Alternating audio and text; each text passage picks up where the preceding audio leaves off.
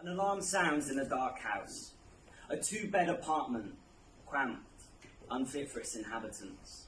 Ryan stirs and makes a move. He takes a look towards the source and denies the force to take the phone and smash it against the wall, scattering the unwanted fragments of the caller's bones.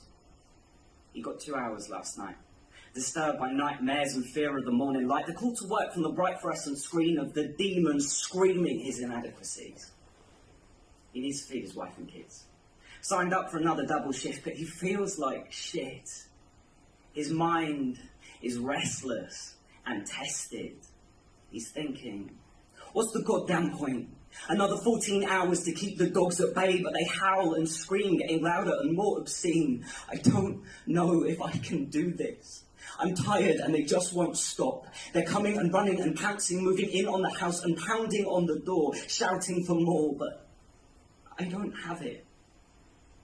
I work 70 hours a week in the dead of night just trying to get by.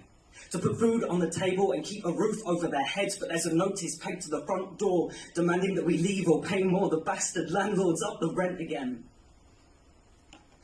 But I ain't got shit to pay them. See, they don't want us to stay.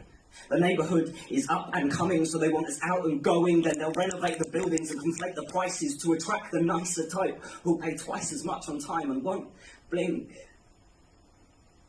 But what about my kids? This is the only home they've ever known. Am I just meant to take this on the cheek and let my kids sleep out on the streets hungry and downbeaten? How am I meant to look them in the eye and tell them that society doesn't think they're worth it? Just the dog shit littered about the ground and grounded into the heels of their shoes. And then, worst of all, they have the audacity to lay the blame on me like poverty is a self-inflicted disease and not a product of conservative appeasement. There's no mercy or compassion or feeling. Instead, we're vilified and riddled with their shame. I would get angry if I wasn't so tired. But that's also part of their game.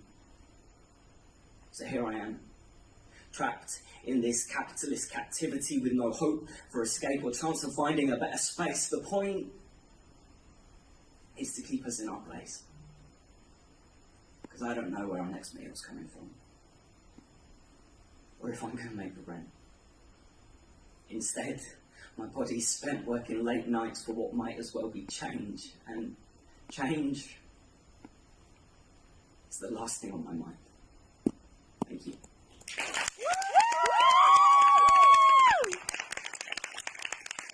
One more time for the Out the block, kicking us off. Thank you, Sam. Right, amazing. Now, to many, it's a